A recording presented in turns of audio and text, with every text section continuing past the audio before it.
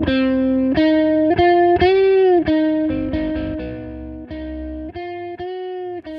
me now is Michael Allen. He served in the George W. Bush White House for 7 years in a variety of national security, policy, and legislative roles. Many, many titles. He is now the managing director of Beacon Global Strategies. Welcome to The Gist. Thanks so much for having me. I should also say, as a fellow podcast host, I've been listening to NatSec Matters. I wish I had stolen that title. It sings. It's a mouthful, but it's fun. It's fun to do. But man, does national security matter. It's everywhere. When we booked you, and I think we do forget about that often. Maybe you don't, but citizens do. When we booked you, I was hot to talk about Ukraine and their spiderweb operation. And then, of course, this hot war between Israel and Iran breaks out. But everything is so interconnected. Right. The Iranians supply the drones that are used by the Russians, who attack the Ukrainians, who use drones to attack the Russians. And the Russians are going to be resupplying the Iranians. Oh, my gosh. So let's go to spiderweb.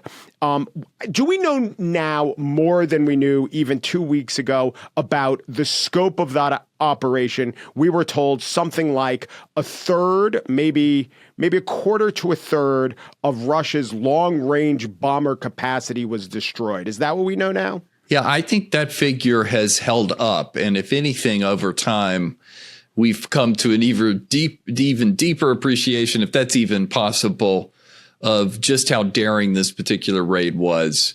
When you see and really digest just how deeply they got into Russia, all the sort of safe houses and clandestine warehouses they needed to set up, the logistics required to put these into trucks and pull them up near air bases that are heavily guarded, even if they're far away from the front.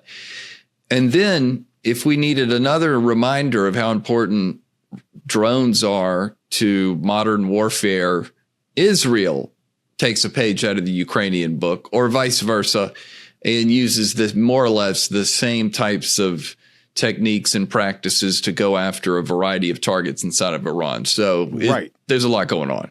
Right. So I do want to go back specifically to a question I had about Ukraine, which was, this was a very successful operation. As a PSYOPs, it was a successful operation. It backheeled the Russians. The Ukrainians, who haven't had many military victories in the last year, were absolutely thrilled, as well they should be. But are long-range bombers the primary problem for the Ukrainian defense situation? They aren't. They can launch some cruise missiles, which have been annoying and deadly and something that the Russians have gone to repeatedly. But the old-fashioned way is the way that the Russians or the Ukrainians would make progress. And that's really artillery, troops on the ground, the types of meat and potatoes type military issues. That's what's really the determining factors in the offensive defensive struggle that's going on in this positional war. Yeah. And that is incrementally, inch by inch, foot by foot. We can't say it's going well for the Ukrainians in the last few months, can we? Well, it depends on how you look at it. I mean, it's never in a good position. You're never in a good position if you're losing territory. But the statistics about just how little the Russians are gaining are really shocking. People have done the math and more or less said it would take, at this rate that the Russians are advancing, it would take 70 or 80 years to take all of Ukraine. Now, that's fanciful, and it doesn't necessarily tell the whole picture of what they're trying to do, because they're not trying to take over the whole country anymore. But it does sort of show that the Russians are only making incremental and non-decisive progress. And particularly someone like me who believes that we need to continue to support the Ukrainians, I think it's important to note that the Russians have, through this positional, attritional warfare, just reached the 100,000 casualty mark. So, of course, that's not just deaths, that's injuries as well, but that's unbelievable. But injuries that take the fighters off the playing field, which is important. Exactly. And so while Putin doesn't seem bothered by this, and they do seem to be able to get more troops out on the field, it's still just shocking. It tells you that the Ukrainians, while maybe not winning, are not losing, and there is no prospect of them losing anytime soon. If they continue fighting, and if they, even though the trade in casualty is something like 3-1, maybe even 4-1, the raw materials we're talking about, just the population sizes are about that as well. So the Ukrainians can, kill or disabled 4 enemy soldiers for every one of theirs. It doesn't mean that's a winning strategy for war. Yeah, I think you're right. I mean, what the Ukrainians need is more weaponry, more intelligence from the West generally, but in particular the United States. I think it's probably a pretty closely held estimate here in Washington, but there is some date before the end of the year that the so-called presidential drawdown authority, which is the way we talk about how much more money and how much more equipment is heading from the United States over to the Ukrainians, it's going to run out. Right. And there's a big political decision. It to Congress for approval, right? Well, the president typically would request something. The Congress could end up adding something on their own, and that's probably what would happen. But there are alternative means of going forward. I think Zelensky was going to ask the president at the G7 if, hey, listen, just continue to sell us arms. The Europeans will pay for it. Maybe you borrow against the critical minerals agreement. Maybe it's loans, whatever. But we need the United States to continue to supply something, even if it's not, quote unquote, for free anymore. Yeah. So that's what's really critical. I don't think Trump is wild about the helping keep the Ukrainians alive and going, but he certainly doesn't want to see them knocked off the battlefield. So he'll have a tough decision at some point before the end of the year on this issue. Right. He's not, but we're seeing in Israel that he gets heartened by big military victories and he wants to be a part of it. And so maybe the Operation Spiderweb put a little wind in his sails for backing the Ukrainians, for convincing them that, as he famously or infamously said in that Oval Office meeting, you don't have the cards. Maybe they have more cards than he thought. And the other part of this is, whatever our estimates about how much the Russians can continue, you tell me, you have more experience, but the general rule is that things seem one way until they very much and suddenly seem a different way. So it does seem that Russia, for what we know right now, they're not compelling service. They're still paying their young men to fight, and young men are taking up the offer, probably in part because the sanctions are working. The economy is so dismal.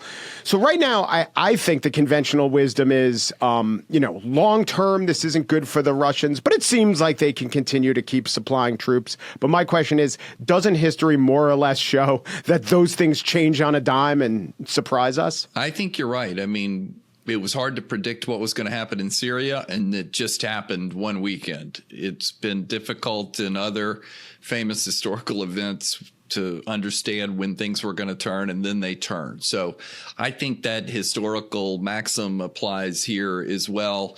The only thing that gives me a little bit of pause is that General Cavoli and others here in the United States, when they went up to the Congress to testify recently, talked about how much the Russians have remade their economy. They're obviously only really an oil and gas economy, but they've put the economy on a more of a wartime footing by adapting more and more factories and the rest into just hardcore wartime materiel. And they're obviously getting a lot of stuff from the Chinese. They were, up at least until recently, getting a lot of Shahed drones, as you mentioned, from the Iranians.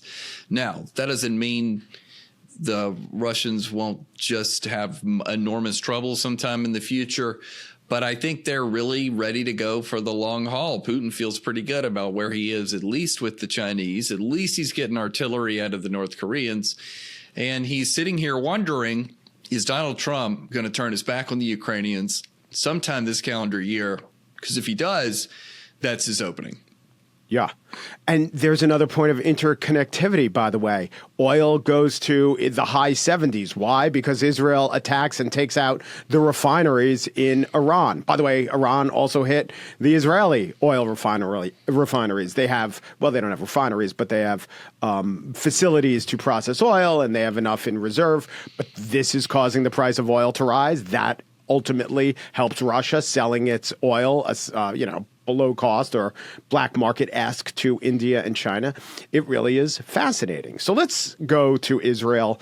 And my assessment, the assessment of some of the generals on your show, other people I listen to, is that if we were paying attention, there were more and more data points, more and more pieces of evidence, which added up to Iran is, if not a paper Persian tiger, much less potent than we thought they were.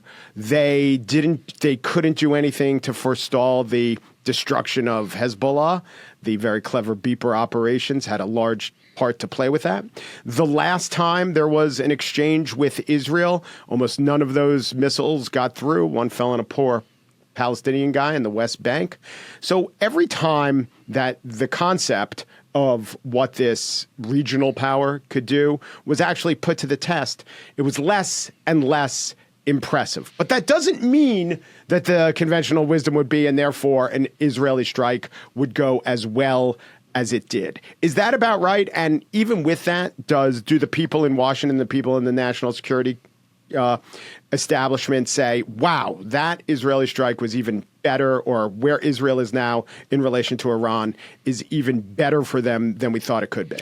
I think you're right. It is in the even better category. I could see the Israelis having some success. I am surprised they haven't lost a pilot. I'm surprised they haven't lost anybody that has flown any types of missions over Iran. And I didn't foresee that it would be this easy to establish air superiority, where they essentially have a permissive environment. And sometimes people are joking a little bit about this because the F-35s do need to be refueled, but they're almost to the point where they're able to circle around in Iran, and once intelligence or a satellite sees a missile launcher pop up, hone in on that target and take it out. And this is just absolutely remarkable what the military has been able to do inside of Iran. Of course, intelligence has done amazing things. Again, they're obviously engaging in some pretty nifty cyber tricks as well. But yeah, I think this is shocking a lot of people. It's just the military proficiency that you've seen out of the Israelis. Yeah. By the way, interconnectivity. I didn't even know this would be a theme, but why do they have air superiority and refueling? One reason is they could refuel over Syria. Syria used to be a hostile airspace. Now it's not. Why not? Syria's big backers, or Assad's big backers, got distracted in other wars, like Russia, who was a major one that got distracted and bogged down in Ukraine. So now we have a new power center in Syria, which they don't seem to mind at all. In fact, I've seen it speculated. Sorry, go ahead. Oh, no, I was just agreeing. There's so many different factors that were in the Israelis' favor. Well, also, just after October 7th, I'm not saying I'm an Israeli societal expert, but I could sense as I talked to Israelis and read about what they were feeling, I think, and I bought into the theme that this really shattered their sense of national security. Right. They didn't feel like deterrence worked anymore. They realized they weren't going to mow the lawn. Exactly. Over 1,000 of them died, and they said, whatever we were doing, to trust that our enemies wouldn't try insane, self-destructive attacks didn't work, and therefore we will now prove to them that they were wrong. Yeah. And in Lebanon, I know there's a gigantic humanitarian catastrophe, but just in terms of dismantling Hamas, everywhere except Yemen, and we'll get to that, they've taken the fight to their enemies and done better than expected. They've taken them on everywhere, and I think it's been just absolutely incredible. And they have really gone through this societal transformation to where everyone in Israel pretty much knew that Netanyahu was going to take a shot at the Iranian nuclear program at some point. It was just a question of when. So I think they have steeled themselves for this moment. They were ready to go. You laid out sort of the geopolitical, quote unquote, convenience of it all, or at least a bunch of factors that said go for it, and they went for it. So what do you think Netanyahu's plan was in terms of the what's called in logistics the final mile, which is the full destruction of their mountain bunker of Fordow? They can't do it alone. What do you think his conceptia, as they would say in Hebrew, was of getting Donald Trump and the Americans to help them with that? So this has really bothered me because I thought to myself, does Israel have a plan to take out Fordow if the United States doesn't get into the fight? And for years, I've been hearing whispers about a commando raid, and it might have even been a suicide commando raid. That ended up in the New York Times recently. It may be that's what took it off the board because it was just out there in stark black and white. But in any event, once the campaign had begun, I don't think you were going to be able to sneak some commandos in there. So it led me to believe, wow, Netanyahu is either gambling or crafty or maybe both. And that is, well, first, I guess the president of the United States could have signaled, you know what, go on in, I may help you later. And that might have been enough for Netanyahu. But history may show that President Trump didn't greenlight him like that, and that Netanyahu just went in and gambled, and people probably said to him, but we don't have a good plan to take out Fordow. And he probably said, did he say? I don't know. Well, I think the Americans will get in once we demonstrate some success. So nothing succeeds like success. And so, but it's kind of bothered me because it's like, did the Israelis get a signal from us, or are they jamming us and sort of saying, get us over the 1 yard line here? Either way, I think President Trump has looked at this situation. It's different than if we were going to start the war on our own and skip over what we wanted to do, which was diplomacy backed by sort of coercive sanctions. But we're in the fight now, and so the president needs to decide. I keep hearing the Israelis saying, well, we have a suboptimal solution to this, which we'll do if the Americans don't get in it. But, I don't know. I don't know what that could be at this point. I don't think you're going to land a lot of troops at Fordow and have them fight in. It's too late. I presume that the Iranians are there in great numbers. So this is tricky. And I know that Netanyahu just wants the American president to come in and solve it. In terms of decision making, you served on the National Security Council. I don't know if there were any times like this, but you think about how you think. And the Americans wouldn't have done this on their own. They wouldn't have greenlit it or supported or they didn't support Netanyahu that we know of. But this is a different circumstance. And it's not a circumstance that the Americans chose. Does that should that weigh in on how you make the decision now?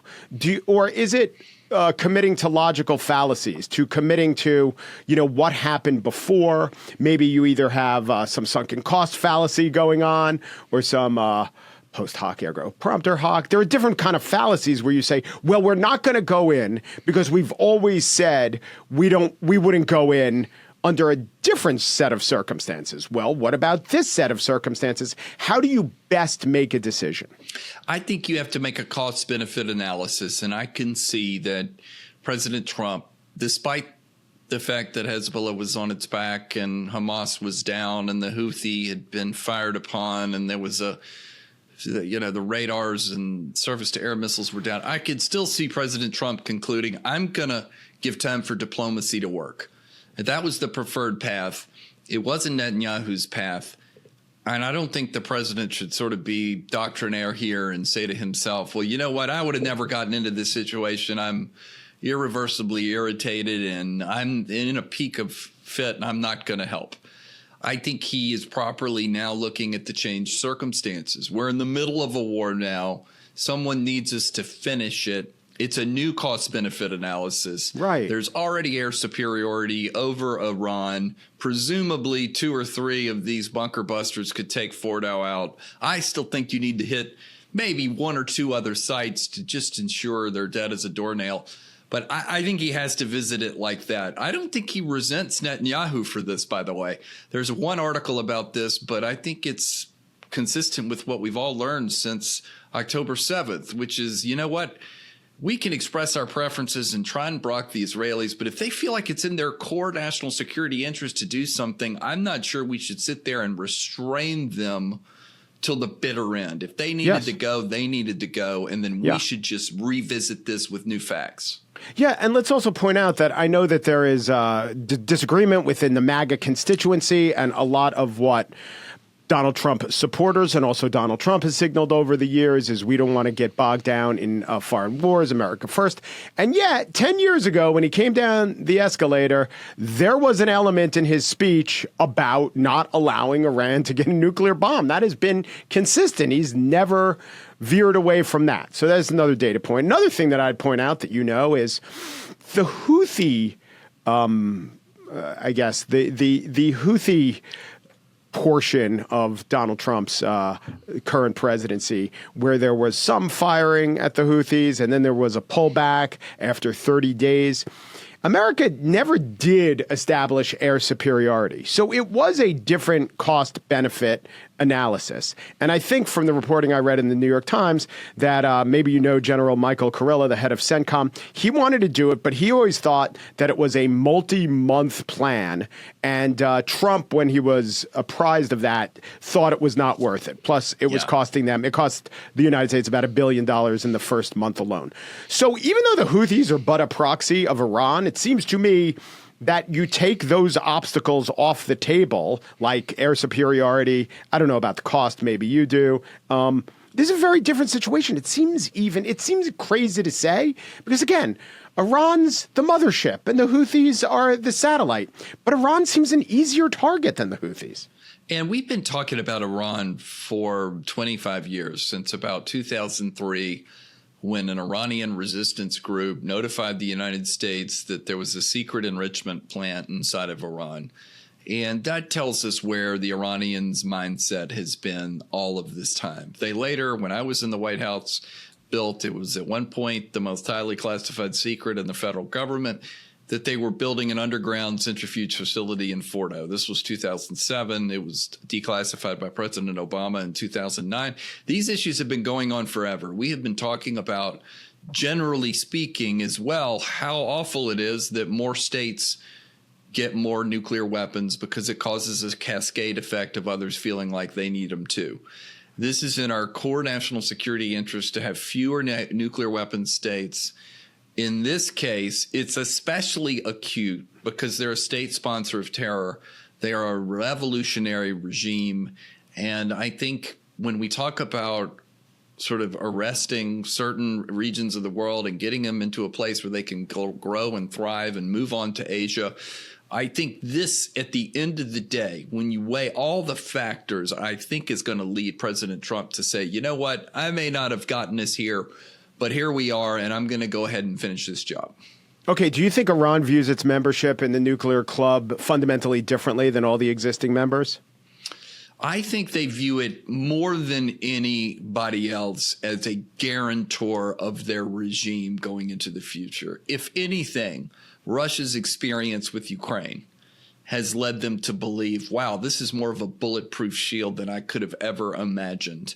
The Biden administration, I believe, while they should get credit for standing by the Ukrainians, they piecemealed assistance rather than giving them everything they needed to win in a decisive manner, because they were worried about the Russians. They were worried about World War III, and that's appropriate. We should worry about World War III. But I think they were overcorrecting for the fact that they had nuclear weapons. They believed too much that Putin might use them.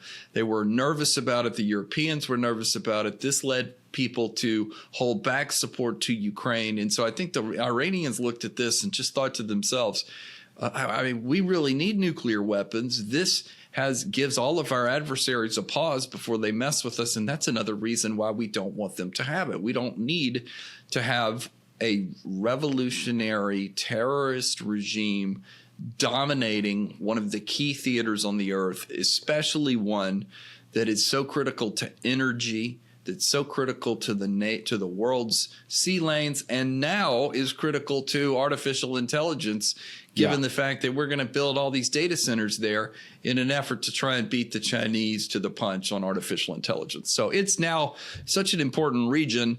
There's a really good lesson here of we probably shouldn't have let this thing go as far as it's gone, and now it's time to correct things. Yeah, you're laying out compelling reasons for why a nuclearized Iran would be a much bigger headache, mischief maker. I'm downplaying all the terror that they could spread. But I was actually thinking of when every other state gets a bomb, it's for defense and also to checkmate or stalemate their enemies. They can't be constrained as much. Do you think that Iran, with its revolutionary and Islamic fervor, actually contemplates using the nuclear bomb proactively more than the other states that have it? So not so much. I know the Israelis disagree. Yes. And they see this as an existential threat, and so I don't rule it out. I do think that the fundamentals of deterrence might kick in at some point, and you could have a situation where the Israelis and the Iranians would deter each other as nuclear powers. But the Israelis never want to get there. I don't love the idea of them, the Iranians, being there either. I don't want to take a chance on them using it. But at some point, I don't believe. I think they're fundamentally deterrable in the end. But I don't know that I want to take the gamble on it if we're at the doorstep of destroying it and setting them back. Well, speaking of existential threats, what are the chances that Khamenei looks at this moment as just that and bargains away the nuclear program, else it be destroyed by air and maybe he be destroyed? What are the chances of that is my question. So I don't think they're good, but I have been thinking the last few days how interesting the Iranian National Security Council meetings, if you will, must be. And I look forward to I hope I'm still alive when the history of this period comes out, because I think they're staring into the abyss and they're thinking to themselves, do I really want to risk the regime on Fordow and maintaining a nuclear weapons program? We wanted it for regime security. Now our adversaries have taken it so seriously that having it risks the viability of the regime that we're trying to protect. So it's a really tough call. Obviously, their rhetoric is suggesting they're going to not give in, not give up. And so it's really difficult. I still think they're going to hold out for a little while and not give it all to President Trump over this next coming period, because I think they just can't imagine the surrender that they would have to go through. It's almost hard to figure out a way they could save face at this moment. So I think they're going to chance it, hope it doesn't work, divert some highly enriched uranium, come up with a new covert program in a couple of years and revisit this. It's going to be really hard to see, as Trump puts it, a quote unconditional surrender. Yeah. Also complicating that is I don't know how much accurate information they have. I don't know how rational they are. I'm not even talking about the fact that they're fundamentalist ideologues who believe in martyrdom, but just look at their actions, discounting threats of Israel, which in their rhetoric is inherently weak and incapable of doing these things. But the more data points that are presented showing you that actually Israel is quite potent, they seem not to have adjusted. Their leaders going to sleep in their own beds and then being targeted and killing. And here's the one that blew my mind and blew their minds. There was a spate of killings of assassinations, essentially, of nuclear scientists on day one of the attacks. And then on day two, these nuclear scientists, where I'm not saying they were going around their business blasé, but they got into their cars, their existing cars, and were blown up by car bombs. That, to me, does not show proper respect for Israeli capabilities. So you have to then say, will they really understand how imperiled their regime is if they don't give up nuclear weapons?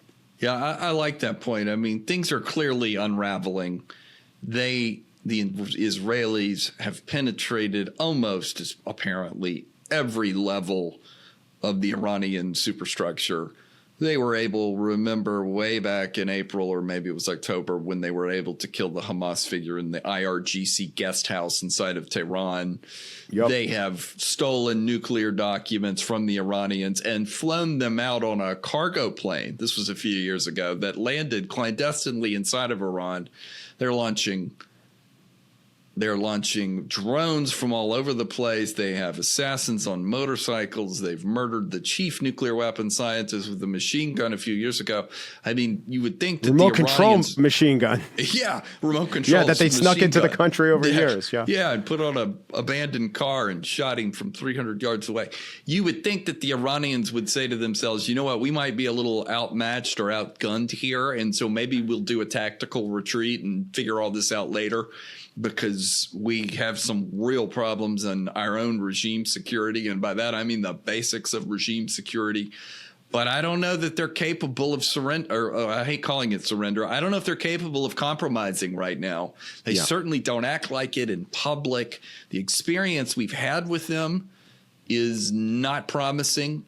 The character of their regime isn't one that wants to defer to others or make compromise or make meaningful compromises. No matter what you think of the old JCPOA under Obama. So, it's hard to imagine them doing it. It's hard to think of them compromising with a Trump diplomatic initiative. And by the way, I mean, what if Trump agrees to some sort of diplomatic solution where we're, quote unquote, dismantling all the centrifuges, moving them out of the country, no more enrichment? I mean, you're committing to a multi-year process that the Iranians will drag their feet for years and months. I mean, you were just entering some kind of crazy merry-go-round where they're trying to divert things and hide things. And, he may have to think to himself, it might be easier at this point just to take it out and monitor it into the future, rather than trying to figure out a bona fide way for them to export all of these goods out of the country. I mean, what a verification disaster it would be.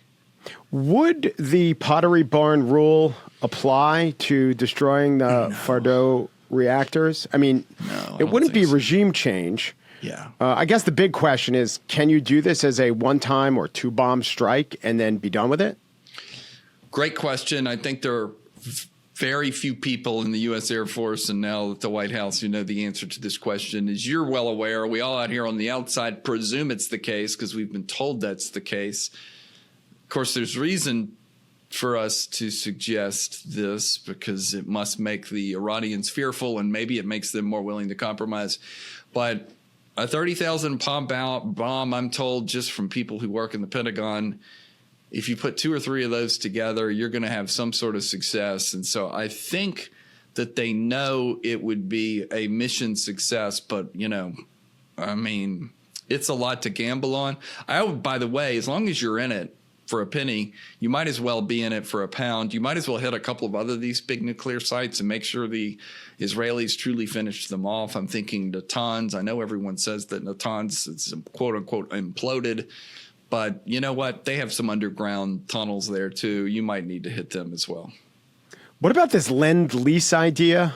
Would that be doable? So the idea is if people want to be filled in, just like with FDR in World War II, the United States wouldn't fly the planes or drop the bombs. But, we'd lend it to someone in the Israeli military who could fly the B-2 or drop the Moab.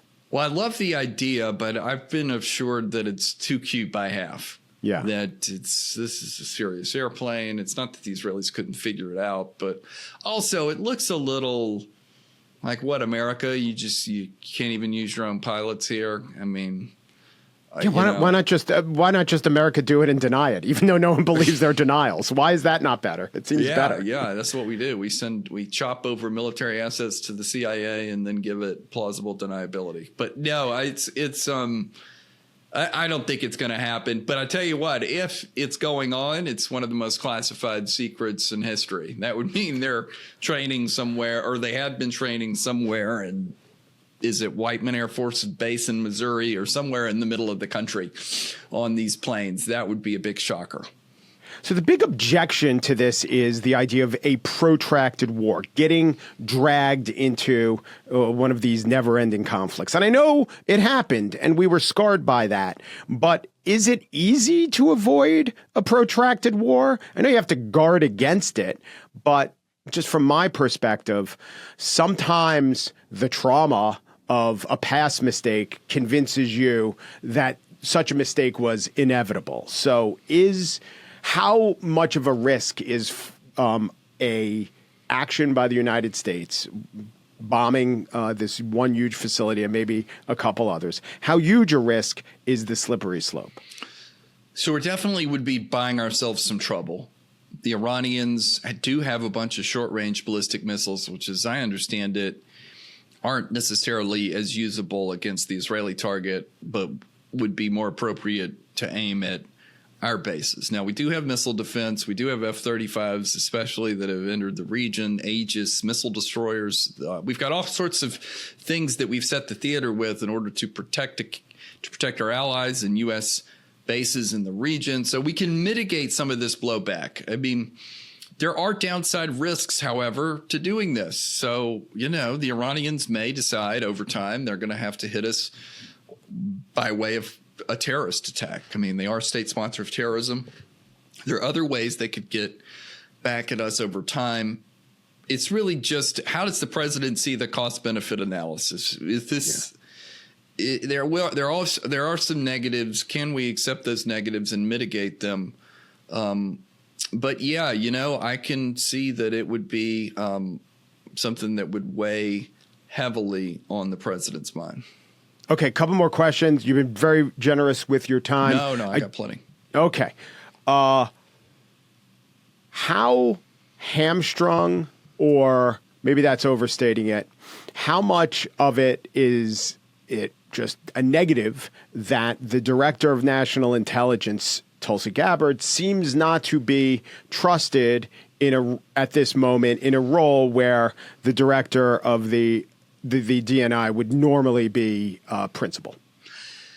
Yeah, we created a director of national intelligence to look across all of the intelligence agencies and make sure that all differing voices were heard. Any dissents felt like they had the space to levy an objection to a groupthink type of conclusion. So, in a perfect world, in a perfect NSC system, the intelligence community not only has the CIA there because it's the preeminent intelligence agency for the United States, but you have a DNI there for a lot of reasons. And so if the DNI isn't participating, it's a net negative. If there are specific drawbacks to Tulsi Gabbard being in that seat that have caused the DNI not to be involved, then that's a problem also. I'm just looking, though, at this before we got on, this new article talking about who's in and who's out. It seems like she's out, but Radcliffe is in. So I'm not losing sleep over it. The intelligence community's views are definitely represented. They are briefing up and down to all the policymakers, including the president. So at the end of the day, I think it's fine, but it's not quite the way the Congress and the president thought this system would work after Iraq WMD and then the other intelligence failure of 9/11. Yeah, I was thinking more in terms of the practical. I know this is not, in terms of process, this is not how you do it. This is not how it was set up. I just wonder if there are any specific powers that a director of national intelligence has vested in them that no one else does. Not really. Not really. And if she wants to, or if that position wants to somehow get in the way of this, would they be able to? Sure. I mean, the DNI, if he or she is in the meetings, can try and offer differing opinions. That might ultimately benefit policymakers, though, if the president's hearing 2 or 3 different views. So, but no, I don't think it's going to materially impact operations or the decision-making process or anything like that. Same question with Secretary of Defense. Well, if it's true that Hegseth is not very involved and the president isn't getting advice from the military side of the house, either from the CENTCOM commander or the chairman of the Joint Chiefs, then that is a much more serious issue because, well, first of all, you don't have a full-time national security advisor. You have that part. So we're already missing a couple of institutional players here. You mentioned the DNI, but the SecDef is one that is virtually indispensable. Maybe you can make up for it a little bit by having especially capable people in the department present in interagency discussions. But that's not, if it's true that Hegseth's been cut out of it, it's not a good practice to have where the SecDef isn't playing a big role in a major military operation. After all, who does the president turn to and say, are you sure this mother of all bombs, this MOP is going to work? I mean, that's right. What the SecDef should be saying. I have looked into this. I have asked everyone in the Air Force. Here is the report. It is ready to go, sir. Well, presumably the Joint Chiefs, Dan Kane or Kurilla, who I mentioned, they'd have that information, right? Yeah, but you still need we're still civilian control of the military. The chairman of the Joint Chiefs is not at the chain of command.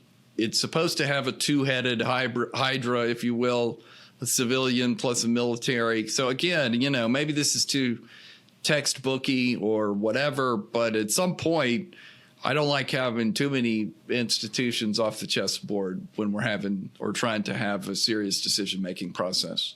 Right. Last question. How long can nothing go on before the United States fritters away the advantage that it has now? Well, I've only just begun to think about this since the news came out that Trump wants to think about this over the next 2 weeks. I don't know if that's a feint in order to make the Iranians think they've got another week to breathe. I don't know the answer to the question. You would think that you would want to go faster. You want to give diplomacy, let's call it a, quote, decent interval, but you can't give them an opportunity to draw this out or rebuild their defenses or, because we're already seeing reports of the Iranians rebuilding launchers. And so this can't go on too much longer. It may not matter in the big sweep of history if it's a full 2 weeks, but let's, we need to go ahead and do this in the very short term and not let this just hang out there forever. Michael Allen is managing director of Beacon Global Strategies. He was at the National Security Council, served as special assistant to the president and senior director for counterproliferation strategy from 27 to January 09. And with the Beacon Group, yeah. And with Beacon Global Strategies, he also hosts NatSec Matters, the podcast, the indispensable podcast. Thank you so much. Thank you for having me. This has been fun.